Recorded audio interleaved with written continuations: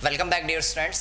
तो आज यहाँ पर हम इम्पोर्टेंट टॉपिक देखने वाले हैं जेनेटिक्स का, नीट बायोलॉजी 2020 के लिए, क्योंकि जेनेटिक्स वाले टॉपिक में स्टूडेंट्स को बहुत ज़्यादा प्रॉब्लम्स रहती है और खासकर उन टॉपिक में जिनमें न्यूमेरिकल्स आते हैं। उनमें से एक इम्पोर्टेंट टॉपिक है आपका चारगाप्स रूल। बहुत जल्दी इसके सारे वो न्यूमेरिकल्स हम करने वाले हैं। साथ में ही स्टार्टिंग में हम थोड़ा सा कॉन्सेप्ट देखने वाले हैं कि एक्चुअल में है क्या चारगाप्स रूल, और फिर किस किस तरीके के इसमें न्यूमेरिकल आ सकते हैं। वो सारे न्यूमेरिकल हम देखेंगे इसमें, जैसे जैसे एग्जाम में आ सकते हैं। तो आपको बिल्कुल पूरे लेक्चर में बने रहना है, बिल्कुल भी स्किप नहीं करना है। आज आपको जो भी यहाँ पर चारगाप्स रूल से रिलेटेड जितने भी क्वेश्चंस आपसे पूछे जाते हैं सारे 100% आपसे बन जाएंगे। बस केवल 20 से 25 मिनट आपको यहाँ पर इस लेक्चर में जुड़े हुए रहना है। सबसे पहले तो देखिए कि चारगाप्स एक्चुअल में चारगाप्स रूल है क्या। अच्छे से ध्यान देना है आपको कि चारगाप्स रूल जो है वो है क्या। तो आपको पता होगा कि जब यानी कि अगर हम बात करें, आपने वाटसन एंड क्रिक मॉडल के बारे में काफ़ी ज़्यादा सुना होगा। वाटसन एंड क्रिक मॉडल जो है वो 1953 के अंदर दिया गया था, आपको पता होगा।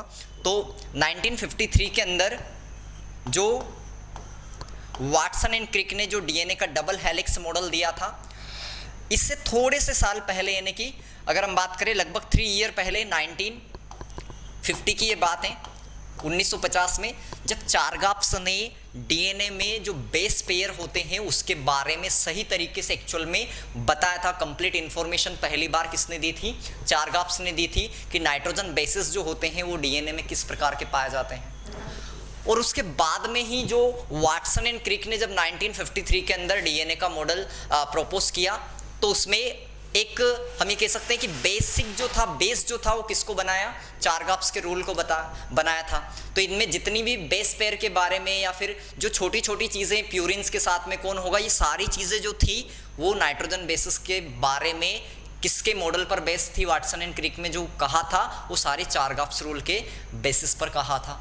अधिकांश चीज़ें उसमें नाइट्रोजन बेसिस से रिलेटेड जो थी पेयरिंग की, वो किसने दी थी? चारगाप्स ने दी थी। और उसी रूल को हम कहते हैं चारगाप्स रूल, जो कि उन्होंने 1950 के अंदर दिया था। क्या क्या इसके मेन पॉइंट्स थे इस रूल के, वो आपको अच्छे से एक एक चीज़ें देखना है कि क्या क्या उन्होंने कहा था।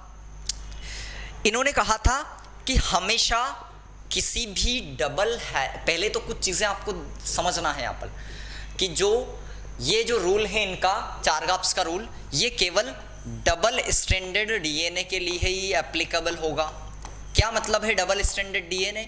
यानी कि डीएनए का एक स्ट्रैंड ये होता है और दूसरा स्ट्रैंड ये होता है। इस तरीके का डीएनए होता है। या फिर और इसको हम खोल देते हैं अगर, तो इस तरीके के आपको डीएनए के देखने को मिलेंगे। इस प्रकार का आपका ये इस तरीके से डीएनए होता है। क्लियर? या फिर हम ये कह दें कि आपने अगर बात करते हैं तो डीएनए के अंदर जो दो, इसकी अगर हम बात करें, एक की डायरेक्शन जो होती है 3 प्राइम से 5 प्राइम होती है और एक की डायरेक्शन होती है 5 प्राइम से 3 प्राइम। यानी कि एक स्ट्रैंड जो होता है डीएनए का, उसकी डायरेक्शन क्या होती है? 3 प्राइम से 5 प्राइम, और एक की क्या होती है? 5 प्राइम से 3 प्राइम होती है। आपको ये भी पता होगा कि 3 प्राइम से 5 प्राइम को हम क्या कहते हैं? टेम्पलेट स्ट्रैंड कहते हैं डीएनए का। और जो 5 प्राइम से 3 प्राइम वाला होता है ये कोडिंग स्ट्रैंड होता है। और इनमें से भी केवल टेम्पलेट स्ट्रैंड होता है वही एक्चुअल में कोडिंग का काम करता है। कोडिंग स्ट्रैंड कोई भी कोडिंग का काम नहीं करता है। इस टेम्पलेट स्ट्रैंड के और भी नाम है। नॉनसेंस स्ट्रैंड कहा जाता है, माइनस स्ट्रैंड कहा जाता है। इसी तरीके से कोडिंग स्ट्रैंड को भी प्लस स्ट्रैंड कहा जाता है या फिर सेंस स्ट्रैंड भी कहा जाता है। ये कुछ और चीज़ें आप ध्यान रखें थोड़ी सी। तो यहाँ पर हम बात करें कि जब चारगाप्स ने रूल दिया था, तो उन्होंने जो रूल दिया था वो केवल डबल स्ट्रैंडेड डीएनए पर ही था। यानी कि जिसमें 2 पॉलीन्यूक्लियोटाइड चेन हो, ऐसा डीएनए जिसमें 2 पॉलीन्यूक्लियोटाइड चेन हो, ध्यान रखना है।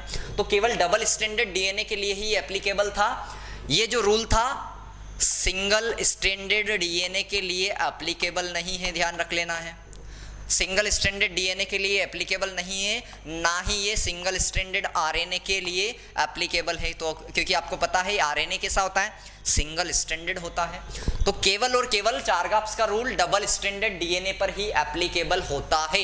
ये पहली चीज आपको ध्यान रखना है। और अब समझना है कि ये है क्या एक्चुअल में चारगाप्स का रूल। क्या कहा इन्होंने कि अगर कोई भी डबल स्ट्रैंडेड डीएनए अगर है तो उसमें पहले तो थोड़ी सी चीज़ आप समझ ले कि कोई भी डीएनए है या आरएनए है, ये न्यूक्लिक एसिड होती है, पता है आपको। तो डीएनए की अगर कि हम बात करते हैं डीएनए की, तो न्यूक्लिक एसिड जो होती है वो न्यूक्लियोटाइड से मिलकर बनी होती है। न्यूक्लियोटाइड जो होते हैं उनमें तीन चीज़ें होती है, एक होता है नाइट्रोजन बेस, क्या होता है नाइट्रोजन बेस, एक होता है आपका पेंटोस शुगर, और एक होता है फोस्फेट। ये थोड़ा मैं फटाफट चीज़ें आपको समझना है कि इसमें ज़्यादा हमें टाइम लेना नहीं है, हालांकि हम चारगप्स रूल को यहाँ पर समझना जा रहे हैं। तो इसका किस तरीके से जुड़ा होता है ये मेन चीज़ समझना आपको, कि जैसे कि आपने समझ लिया कि ये जो है ये फोस्फेट है, ये फोस्फेट वाला पार्ट है, इससे ये शुगर जुड़ी हुई होती है, और इस शुगर से कौन जुड़ा होता है यहाँ पर, कोई भी मान लो एडिनिन मान लिया आपने, इस एडिनिन के साथ में इस तरीके से दो हाइड्रोजन बॉन्ड के साथ में यहाँ पर थाइमिन जुड़ा होता है, ये इधर की दूसरी चेन आ जाएगी, ध्यान रखना। इस तरीके से यहाँ पर शुगर देखने को मिलेगी आपको, यहाँ पर आपको फोस्फेट देखने को मिलेगा। वापस यहाँ पर आप देखेंगे, यहाँ पर आपको क्या देखने को मिलेगा, ये फोस्फेट वाला पार्ट, फिर ये शुगर होगी। इस तरीके से मान लीजिए ग्वानिन है यहाँ पर, तो ग्वानिन के साथ में 3 हाइड्रोजन बॉन्ड के साइटोसिन मिलेगा, साइटोसिन वापस किससे जुड़ा होगा, इस तरीके से शुगर से जुड़ा होगा, और शुगर से फोस्फेट, यानी कि इस तरीके की चेन रहती है डीएनए की। ठीक, तो डीएनए में आपको दिखाई दे रहा है, या फिर हम कहते ये जो कोई भी न्यूक्लिक एसिड है उसमें आपको क्या दिखाई दे रहा है, एक तो फोस्फेट ग्रुप, एक शुगर यानी कि पेंटोस शुगर की हम यहाँ पर बात करें, जो डीएनए में कौन सी होती है, डीऑक्सीराइबोस शुगर होती है, और एक न्यूक्लियक यानी कि आपके नाइट्रोजन बेसिस 2 तरीके के होते हैं, प्यूरिन और पिरिमिडिन। ठीक, तो इस प्रकार की चेन बनी हुई होती है, ध्यान रखना है। थोड़ा सा आपको चीज़ें मैं आपको रिकॉल करवा रहा हूँ ताकि आपको ये लॉ जो है, ये चारगप्स रूल जो है ये 100% समझ में आए।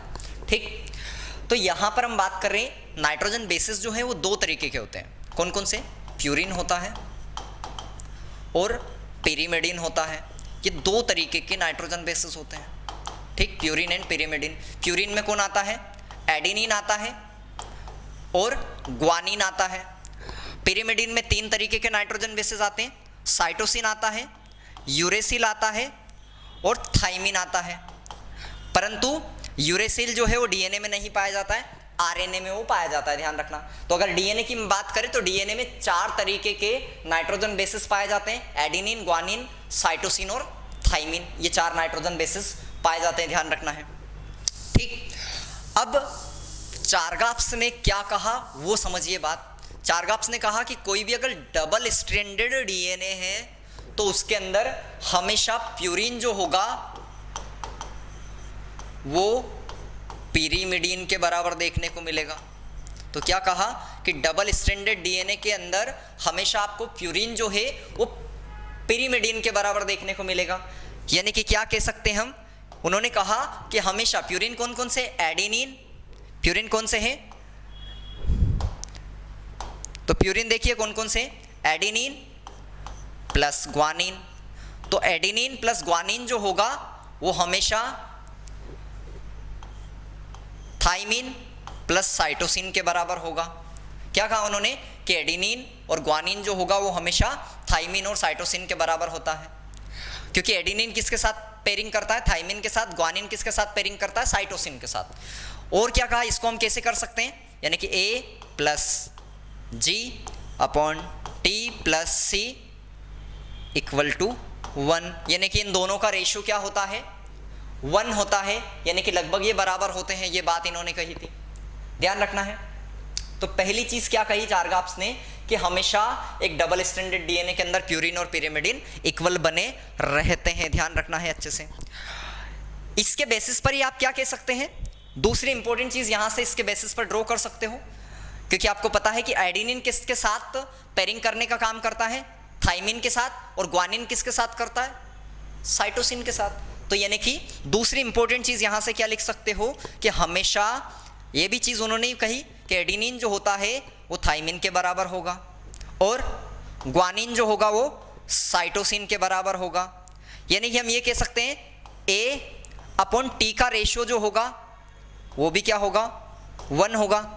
यानी कि A और T का रेशियो क्या होगा, 1 होगा। इसी तरह से G और C का रेशियो जो होगा वो भी क्या होगा, 1 होगा। इन दोनों का मोलर रेशियो आप कह सकते हो उसको। क्लियर? क्योंकि इन्होंने एक तरीके से मोल का कॉन्सेप्ट यहां पर अप्लाई किया, इस वजह से इस लॉ को क्या कहा जाता है, ध्यान रख लेना, बेस इक्विवेलेंस रूल भी कहते हैं या बेस इक्विवेलेंट रूल भी कहा जाता है। ध्यान रखना है, क्या कहा था कि नाइट्रोजन बेसिस समान होते हैं, कौन से प्यूरिन जो होते हैं वो पिरिमिडिन के बराबर होते हैं, इस वजह से इस रूल को क्या कहा जाता है, बेस इक्विवेलेंट रूल भी कहा जाता है। ध्यान रखना है। तो ये कुछ चीज़ें इन्होंने कही, और क्या क्या कहा वो भी समझिए। साथ में इन्होंने ये भी कहा था कि जो डीऑक्सीराइबोस शुगर होती है वो हमेशा जितने फॉस्फेट ग्रुप होते हैं उनके बराबर होती है। तो फॉस्फेट और डीऑक्सीराइबोस का जो प्रोपोर्शन होता है वो भी लगभग इक्वल होता है, ये बात इन्होंने कही थी, ध्यान रखना है। तो डीऑक्सीराइबोस और फॉस्फेट का प्रोपोर्शन भी क्या होता है, बराबर होता है। क्लियर? क्या कहा था कि डीऑक्सी राइबोस शुगर की हम बात कर रहे हैं और हमारे इसकी हम बात करें फॉस्फेट का, इनका प्रोपोर्शन भी लगभग 1:1 होता है, यानी कि लगभग ये बराबर होते हैं दोनों। ध्यान रखना है, ये बात इन्होंने कही थी। क्लियर? और इसके बाद एक चीज फिक्स हो गई, यानी कि हमेशा A+G हुआ और T+C हुआ। ये कंटेंट जो है इसका डीएनए के अंदर A+G और T+C जो है वो हमेशा एक पर्टिकुलर स्पीसीज के लिए कांस्टेंट होता है, यानी कि अलग अलग तरीके के डीएनए में ये वेराई करेगा, यानी कि कोई A टाइप का डीएनए, B टाइप का डीएनए, C टाइप का डीएनए, Z टाइप का डीएनए, तो उनमें अलग अलग प्रकार से ये हो सकता है। परंतु अगर एक पर्टिकुलर तरह का डीएनए किसी एक ही स्पीसीज के अंदर है तो ये हमेशा A+G और T+C का जो रेशियो है ये हमेशा कांस्टेंट रहेगा डीएनए के अंदर। ये बात इन्होंने कही थी, ध्यान रखना है अच्छे से। क्लियर? तो ये चीज यहां से क्लियर हुई और इसके बेसिस पर उन्होंने एक चीज निकाली कि ये A+G और T+C का जो कंटेंट होता है ये जैसे प्रिमिटिव जो ऑर्गेनिज्म है, प्रिमिटिव यानी कि जो पहले आए हुए ऑर्गेनिज्म, जैसे प्रोकैरियोट्स की बात करें तो उनके अंदर ये 1 से कम होता है। A+G और T+C का रेशियो जो होता है वो <1 होता है प्रोकैरियोट्स के अंदर। ध्यान रखना है, 1 से कम होता है प्रोकैरियोट्स के अंदर, पर यूकैरियोट्स की अगर हम बात करते हैं तो इनमें कितना होता है, 1 से ज्यादा होता है, <1 या <1। ध्यान रखना है, तो 1 से ज्यादा किस में पाया जाता है, A+G और T+C का रेशियो यूकैरियोट्स के अंदर। यूकैरियोट्स में 1 से ज्यादा होता है, जबकि प्रोकैरियोट्स में 1 से कम होता है। ये प्रोकैरियोट्स की हम बात करें, अच्छे से याद रखना, यहाँ से एक एक छोटी छोटी चीज़ों से क्वेश्चन आपसे एग्जाम में बनते हैं। क्लियर है? तो ये सारी चीज़ें आपको यहाँ पर ध्यान रखनी है अच्छे से। अगली इंपॉर्टेंट चीज़ें पर हम आ जाते हैं जहाँ से आपसे क्वेश्चन पूछे जाते हैं। क्लियर है? तो अगली इंपॉर्टेंट चीज़ें आप देखिए यहाँ पर। पहले आपने अगर डबल स्टैंडर्ड डीएनए जो आपने देखा होगा, थोड़ा सा उसके बारे में देखिए, क्योंकि यहाँ पर हमें फिर क्वेश्चन करने इस पे, और एक भी क्वेश्चन मिस नहीं करना है। केवल एक लेक्चर में आपका चारगाप्स रूल से रिलेटेड कितने सारे क्वेश्चंस आते हैं, 100% बन जाएंगे, बस स्किप नहीं करना एक भी चीज़। आपको पता है कि ये जो डीएनए होता है डबल हेलिक्स डीएनए इस तरीके का, वाटसन एंड क्रिक ने जो समझाया था उसका, तो उसका एक जो हेलिक्स होता है, ये एक हेलिक्स यहाँ से यहाँ तक का है। इस एक हेलिक्स के अंदर कितने बेस पेयर होते हैं, इस तरीके के 10 बेस पेयर होते हैं, ये आपको पता है। तो टोटल बेस पेयर कितने होते हैं, 10 बेस पेयर होते हैं, यानी कि स्टेप्स कितनी होती है, एक तरीके से 10 स्टेप्स होती हैं, यानी कि यहाँ पर 10 बेस पेयर होते हैं। 10 बेस पेयर जो हैं इनकी टोटल लंबाई को हम हेलिक्स की पिच कहा जाता है, पिच ऑफ हेलिक्स, यानी कि कितनी होती है, टोटल होती है 3.4 नैनोमीटर। ठीक, 3.4 नैनोमीटर होती है, या फिर हम ये कह दें 34 एंगस्ट्रॉम होती है। ठीक, 3.4 नैनोमीटर का मतलब क्या है, नैनोमीटर का मतलब क्या होता है, 3.4 × 10⁻⁹ मीटर। क्लियर? तो क्या हो जाएगा 3.4 × 10⁻⁹ मीटर, और इसको क्या कह सकते हो, यानी कि 34 × 10⁻⁻ मीटर, ये आप कह सकते हो इसको। क्लियर है? और यानी कि पूरे एक हेलिक्स की जो लंबाई होती है वो कितनी होती है, 3.4 नैनोमीटर होती है। इनके बीच की जो लंबाई, ये स्टेप्स दिखाई दे रही है, दो बेस पेयर के बीच की जो डिस्टेंस होती है ये कितनी होती है, 0.34 नैनोमीटर होती है। ध्यान रखना है 0.34 नैनोमीटर होती है। और एमस्ट्रॉन्ग में देखेंगे तो कितनी होगी, 3.4 एमस्ट्रॉन्ग होगी। ध्यान रखना है ये अच्छे से। क्लियर। डायमीटर कितना होता है इसका, 20 एमस्ट्रॉन्ग में इसका डायमीटर होता है। ध्यान रखना है अभी। तो डायमीटर कितना होता है, लगभग 20 एमस्ट्रॉन्ग होता है। इनसे रिलेटेड क्वेश्चन कैसे बनेंगे हम सारी चीज़ देखेंगे। जैसे आप नॉर्मली क्या कर सकते हैं, इनसे रिलेटेड जैसे आपने पता होगा कि हमारा जो डीएनए होता है हमारी सेल के अंदर वो 2.2 मीटर डीएनए होता है। ठीक, कितना होता है, 2.2 मीटर डीएनए। तो किसी का भी अगर कभी कभी आपसे पूछा जाए इस डबल यानी कि डीएनए के डबल स्ट्रैंडेड मॉडल से, जो डबल हेलिक्स मॉडल है, इससे रिलेटेड अगर क्वेश्चन पूछे जाते हैं तो कैसे बना सकते हैं आप।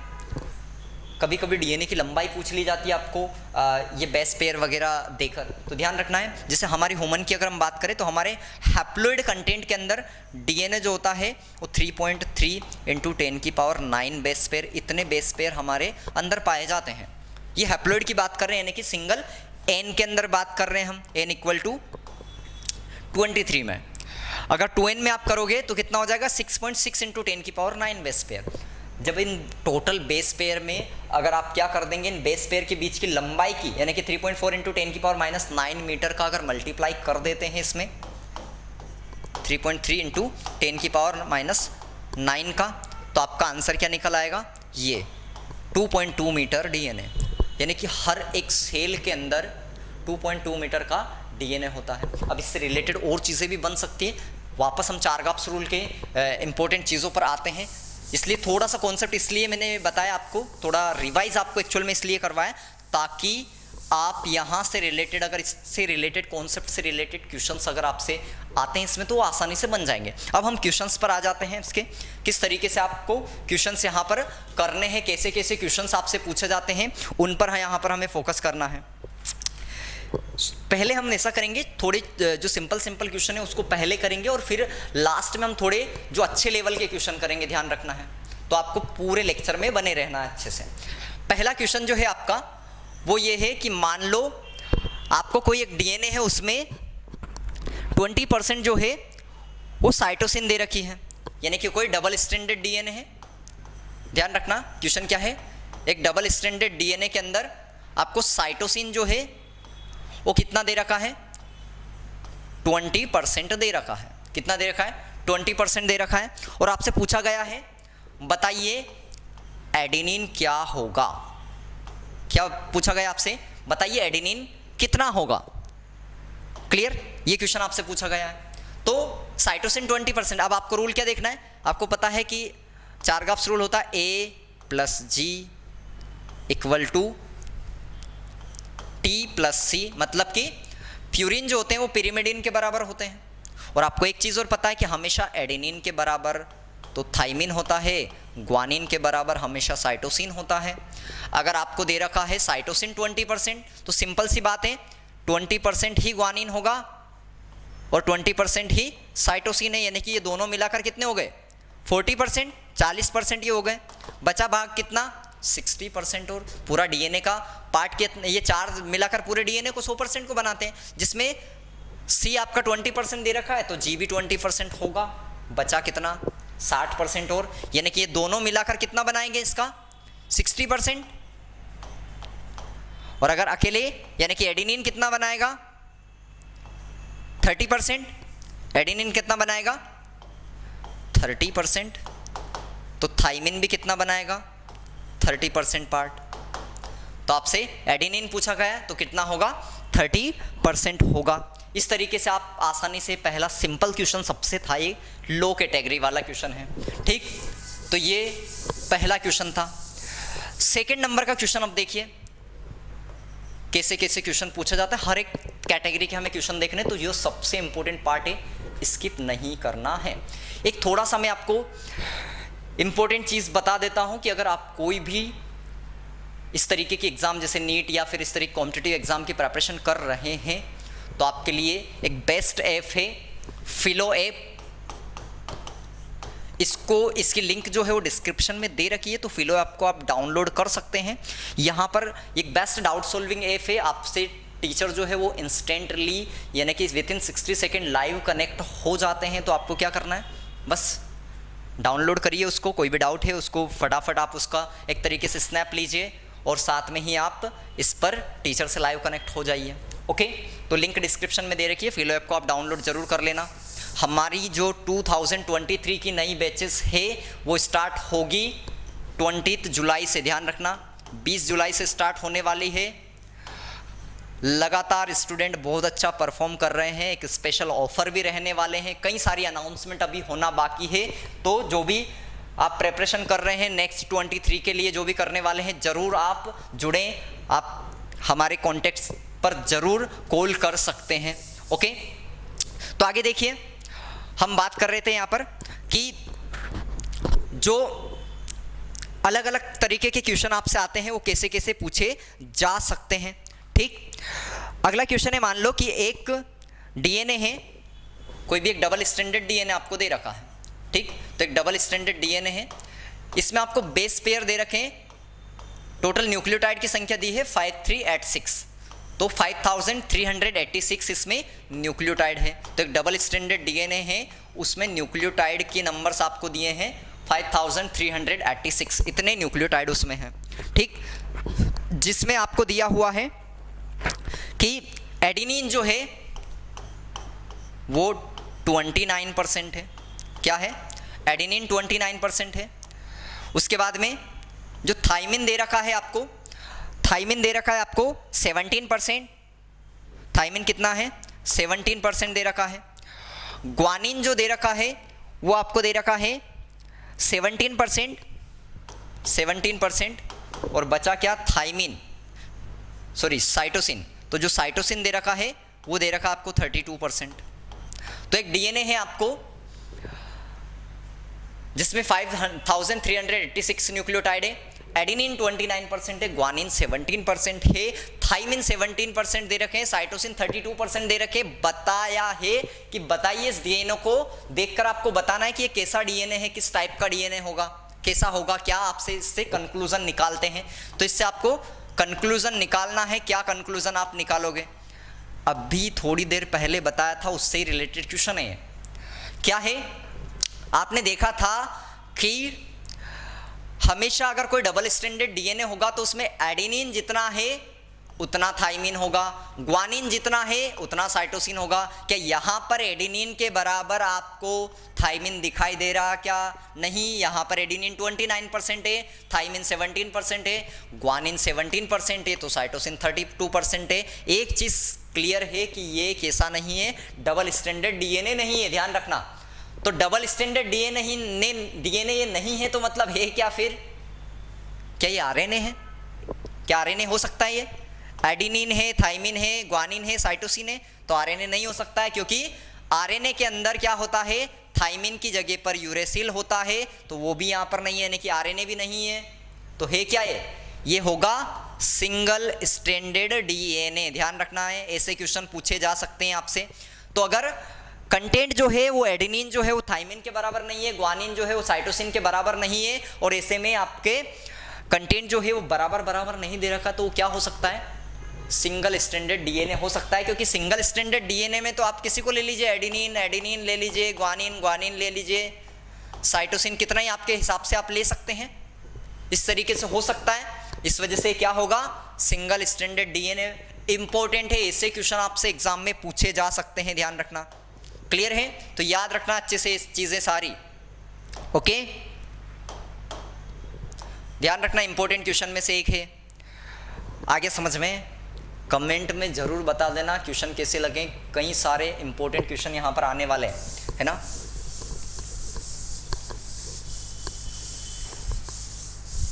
अगला इंपॉर्टेंट क्वेश्चन, तीसरे नंबर का क्वेश्चन है हमारा, बहुत इंपॉर्टेंट है ये भी। क्या क्वेश्चन है कि एक जो डीएनए का सेगमेंट है, डीएनए का एक सेगमेंट है, मान लो, आपके हिसाब से क्वेश्चन को जरूर लिख लेना सही से ना, ध्यान रखना। इसके बाद में कभी भी आपको चारगाप्स रूल पढ़ने की कोई ज़रूरत नहीं है, मत पढ़ना बाद में।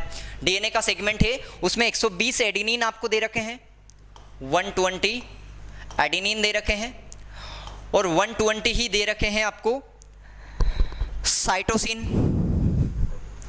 120 ही आपको दे रखे हैं साइटोसिन। तो एडिनिन भी 120 है, साइटोसिन भी 120 है। पूछा गया है कि बताइए भाई साहब आप टोटल नंबर ऑफ न्यूक्लियोटाइड को बता दीजिए, न्यूक्लियोटाइड टोटल नंबर में कितने होंगे, ये क्वेश्चन पूछा गया है। ठीक, आपको पता है एक न्यूक्लियोटाइड के अंदर एक नाइट्रोजन बेस कोई भी रहता है, ठीक है, अच्छे से ध्यान रखना है, क्योंकि आपको पता है न्यूक्लियोटाइड किससे मिलकर बना होता है, पेंटोस शुगर से, उसके बाद में नाइट्रोजन बेस से और फॉस्फेट से, ठीक है। यानी कि आपको एक चीज पता है कि हमेशा A plus G equal to T plus C होता है, ये पता है। और ये भी पता है कि A हमेशा T के बराबर होता है, G हमेशा C के बराबर होता है, ठीक। एडिनिन आपको दे रखा है 120, सिंपल सी बात है, थाइमिन भी कितना होगा 120 होगा, ओके। ग्वानिन आपको दे रखा है, साइटोसिन आपको दे रखा है 120, सिंपल सी बात है, ग्वानिन भी कितना होगा 120 होगा। और एक टोटल न्यूक्लियोटाइड्स किससे बनेंगे, इन सारे चारों नाइट्रोजन बेसिस से मिलकर, यानी कि आपको जोड़ देना है चारों को, A plus G plus C plus T, चारों को जोड़ दीजिए, यानी कि 120 प्लस 120 प्लस 120 प्लस 120, चारों को जोड़ दें, आंसर कितना आ रहा है 480। तो टोटल न्यूक्लियोटाइड कितने हो जाएंगे, 480 न्यूक्लियोटाइड हो जाएंगे। क्लियर है। तो एक एक चीजों को, केवल कॉन्सेप्ट को यहां पर समझना है, कॉन्सेप्ट ही लगाना है, बाकी एक्स्ट्रा कुछ भी दिमाग लगाने की यहां पर जरूरत नहीं है इसमें। और नीट में ऐसे ऐसे क्वेश्चन आते हैं ना कि वहां पर केवल कॉन्सेप्ट ही काम करता है और कुछ भी काम नहीं करता है। तो अगला क्वेश्चन देखिए, अब और इंपॉर्टेंट क्वेश्चन ले रहे हैं, तो सारे क्वेश्चन को अच्छे से नोट करते जाना ताकि याद रहे आपको। क्वेश्चन ले है कि ह्यूमन डीएनए है, फोर्थ क्वेश्चन है हमारा कि ह्यूमन डीएनए के अंदर,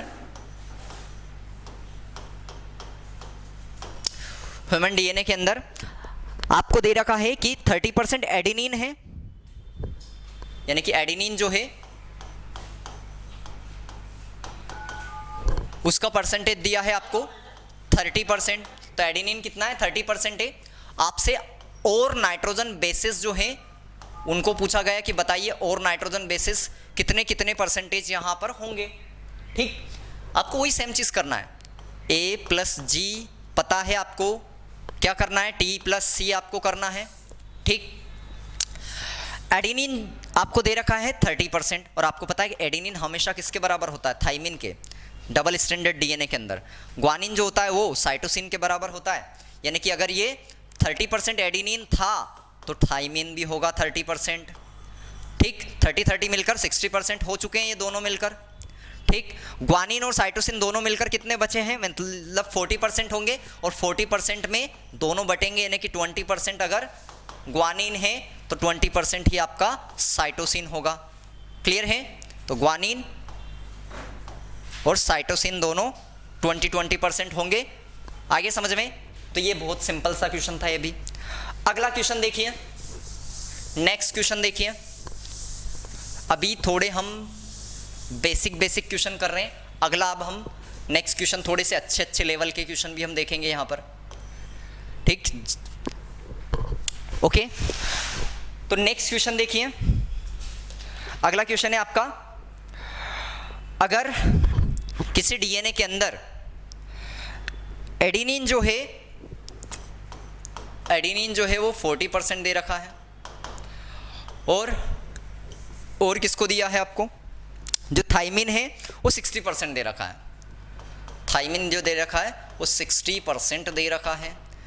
तो बताइए इसको लेकर आप क्या कंक्लूजन निकालोगे। क्वेश्चन पूछ लिया है उसी तरीके का। एडिनिन 40% है, थाइमिन 60% है। बता दीजिए क्या कंक्लूजन निकालोगे। बताया था अभी, क्या होगा आंसर। अगर ऐसा आता है तो सिंगल स्ट्रैंडेड डीएनए होगा, क्योंकि एडिनिन भी है थाइमिन भी है। यहाँ पर थाइमिन की जगह अगर यूरेसिल होता तो फिर सिंगल स्ट्रैंडेड आरएनए हो सकता था। तो या आंसर क्या है, हम कंक्लूजन ये निकाल रहे हैं कि ये डबल स्ट्रैंडेड डीएनए नहीं है, ये क्या है, सिंगल स्ट्रैंडेड RNA है। आ गया समझ में? ध्यान रखना है। तो ये 5 क्वेश्चन हो गए। अगले क्वेश्चन देखिए, और जेनेटिक्स के और क्वेश्चन चाहिए अलग अलग टॉपिक्स के। कमेंट बॉक्स फुल हो जाना चाहिए आपका, सभी बताना है किस टॉपिक से आपको ज़्यादा क्वेश्चन चाहिए, क्योंकि जेनेटिक्स में बहुत सारे स्टूडेंट को प्रॉब्लम्स होती है। कई सारे जो टीचर्स होते हैं वो जेनेटिक्स को उतना ज़्यादा डिटेल में नहीं करवाते हैं, क्योंकि यहाँ पर देखो मेन चीज़ ये है कि ज़्यादा एक्स्ट्रा आता नहीं है, एनसीईआरटी से बाहर ज़्यादा चीज़ें आती नहीं है, पर कॉन्सेप्ट आपके क्लियर होने चाहिए, तभी जाकर आप सारे क्वेश्चंस को कर पाएंगे। जैसे पैडिग्री से रिलेटेड क्वेश्चन हुआ है वो आपको सही से आने चाहिए, थोड़े लिंकेज से रिलेटेड कई सारे न्यूमेरिकल बन सकते हैं, जेनेटिक मैप से रिलेटेड हम बात करें, कई सारे ऐसे जहाँ से अलग अलग तरीके के न्यूमेरिकल्स बन सकते हैं। ठीक, आगे देखिए क्वेश्चन है आपका कि एक डीएनए के अंदर, ये सिंपल से क्वेश्चन है, थोड़े चलो अच्छे लेवल के अब करवाते हैं। ठीक, एक डीएनए है जिसमें A + G upon T + C, इन दोनों का जो रेशियो है वो दे रखा आपको, मान लो 0.7 दे रखा है। इन दोनों का रेशियो कितना दे रखा है? ये भी इंपॉर्टेंट क्वेश्चन है, ये अच्छी कैटेगरी का क्वेश्चन है। तो इन दोनों का रेशियो कितना दे रखा है?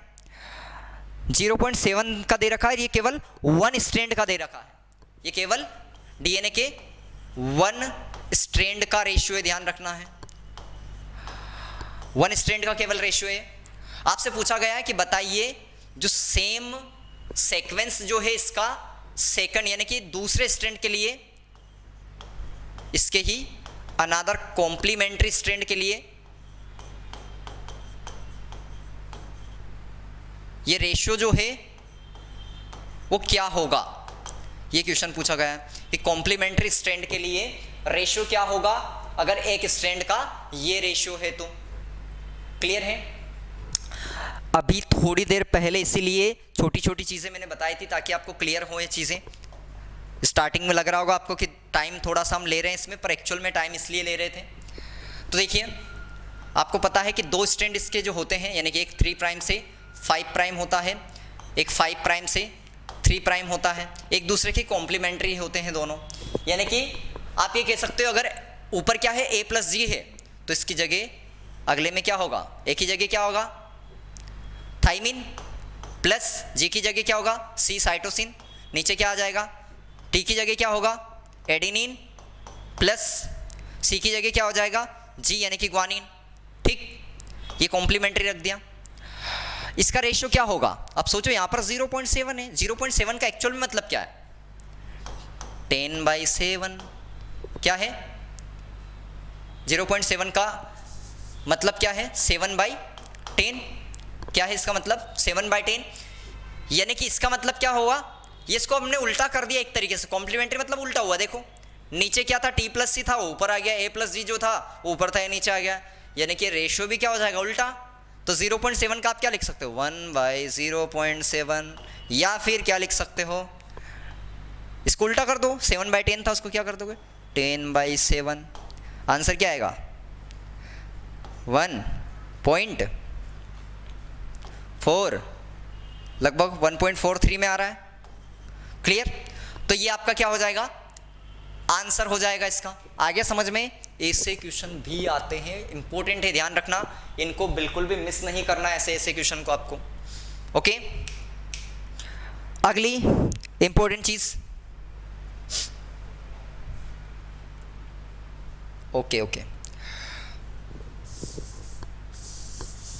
आगे समझ में? अगली इंपॉर्टेंट चीज,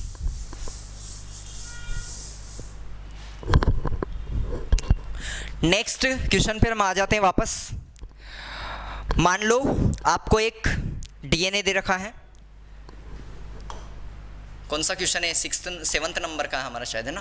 तो एक डीएनए जो है उसके अंदर आपको टोटल जो न्यूक्लियोटाइड दे रखे हैं वो 1500 दे रखे हैं। टोटल न्यूक्लियोटाइड कितने दिए 1500 न्यूक्लियोटाइड केवल टोटल आपको दिए हुए हैं। इन 1500 न्यूक्लियोटाइड में से ग्वानिन जो है वो 400 है। ग्वानिन कितने हैं, यानी कि ग्वानिन जो बेस है वो कितना है 400 है। आपसे पूछा गया है कि बताइए आप पिरिमिडिन कितना होगा। क्या बोला है कि बताइए पिरिमिडिन कितना होगा। ध्यान रखना ऐसे क्वेश्चन इंपॉर्टेंट है सारे। पिरिमिडिन कितना होगा ये पूछा गया है। बस लगा दीजिए रूल को। आपको पता है A प्लस जी हमेशा क्या होता है, T प्लस सी होता है। ओके, और ये तो पता है आपको A plus G equal to हमेशा T प्लस सी होता है। और एडिनिन जो होता है वो क्या होता है, थाइमिन के बराबर होता है। ग्वानिन जो होता है वो साइटोसिन के बराबर होता है, ये भी पता है आपको। क्लियर, यानी कि ग्वानिन जो होगा उतना ही साइटोसिन होगा। यानी कि ग्वानिन कितना था 400, तो साइटोसिन भी कितना होगा 400। ठीक, यानी कि 400 तो ये दोनों मिलकर हो गए। अब बचे क्या, एडिनिन प्लस थाइमिन, तो ये दोनों कितने होंगे, तो हम क्या कर देंगे 800, ये दोनों हो गए मिलकर, यानी कि 1500। तो टोटल थे 1500 में से 800 ये हो गए, तो बचे कितने 700।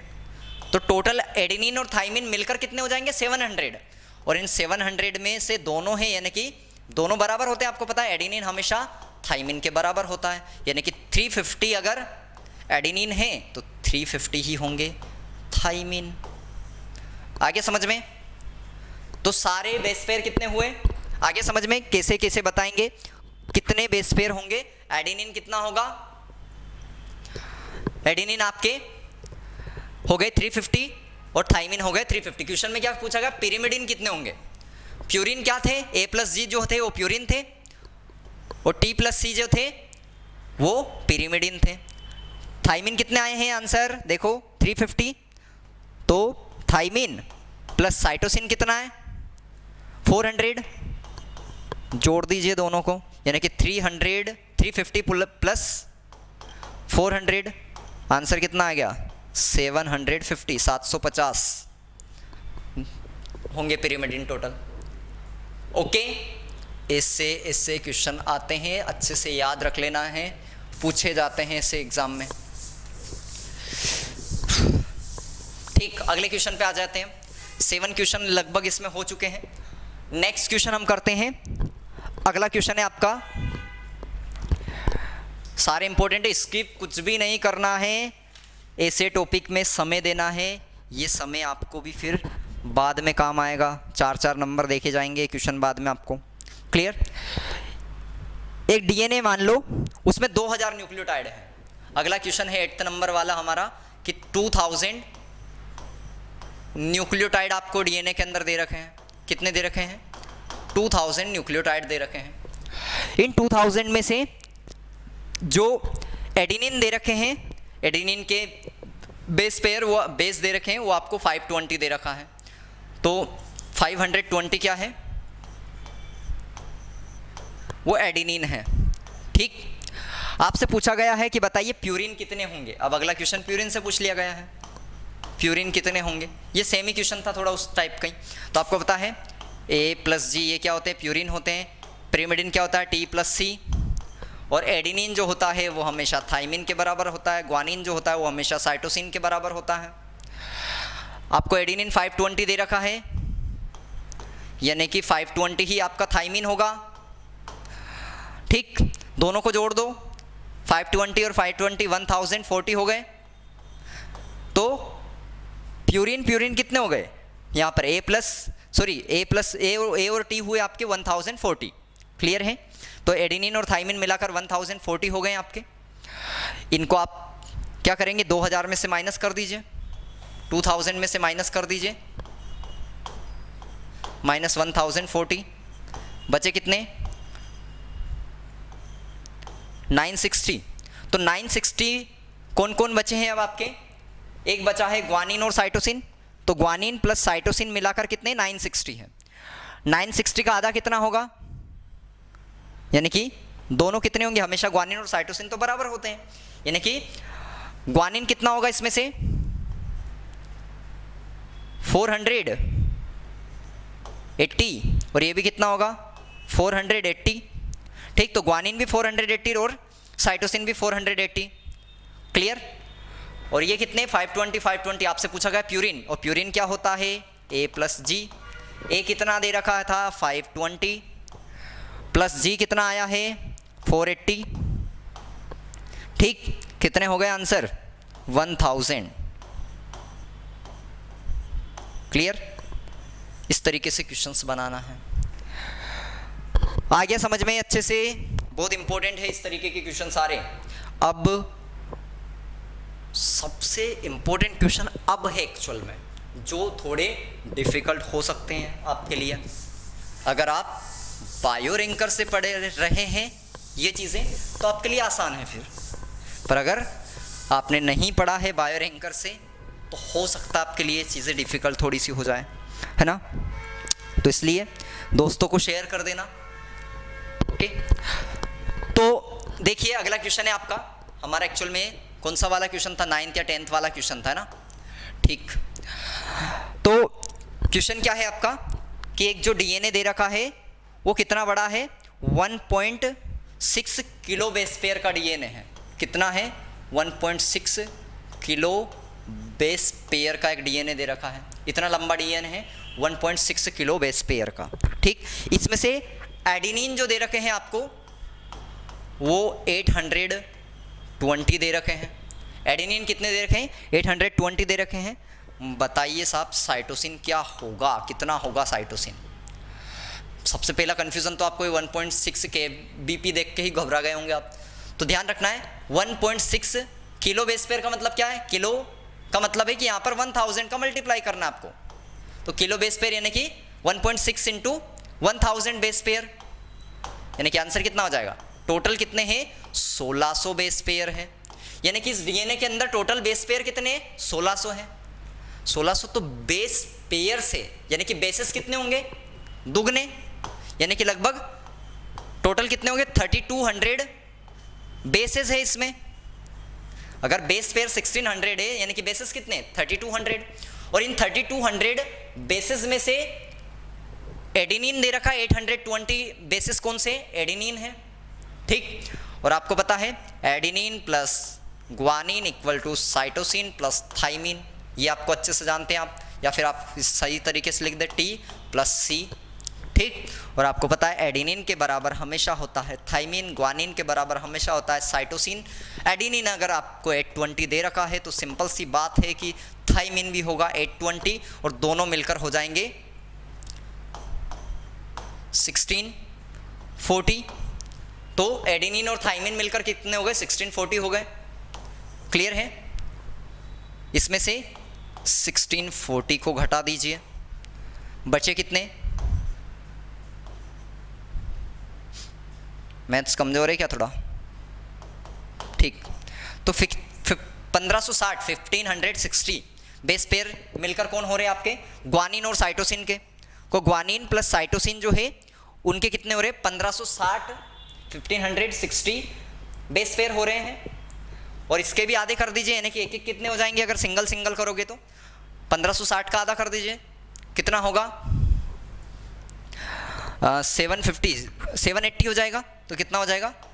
780। तो 780 ग्वानिन हो गए और 780 ही साइटोसिन होंगे। क्लियर है? इस तरीके से क्वेश्चन बनेंगे आपसे।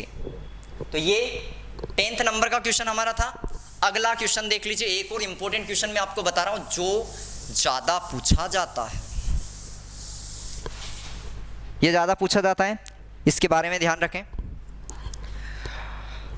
अगला क्वेश्चन है आपका कि एक डीएनए जो है आपको दे रखा है बी टाइप का डीएनए है, यानी कि वाटसन एंड क्रिक साहब ने बता तो उसी तरीके का डीएनए है, बी टाइप का डीएनए है।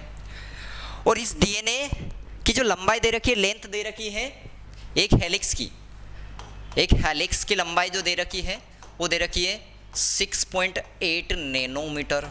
ओहो, बहुत बड़ा डीएनए दिख रहा है। तो 6.8 नैनोमीटर है। साथ में ही एडेनिन जो दे रखी है वो 20% दे रखा है। एडेनिन कितना दे रखा है? इसमें से 20% एडेनिन है भाई साहब। और आपको फाइंड आउट क्या करना है? हाइड्रोजन बॉन्ड को फाइंड आउट करना है, कितने हाइड्रोजन बॉन्ड होंगे। ये एक टफ कैटेगरी का क्वेश्चन आप कह सकते हो उसको। अच्छा है क्योंकि अगर आपने सही तरीके से नहीं देखा तो आप कर नहीं पाएंगे। इसी वजह से मैंने सबसे पहले वाटसन एंड क्रिक मॉडल को थोड़ा सा बताया था। रीज़न क्या था? क्योंकि ऐसे क्वेश्चन मुझे आपको समझाने थे। आगे समझ में? तो आपने देखा था ये देखा है, ये डबल हेलिक्स मॉडल है।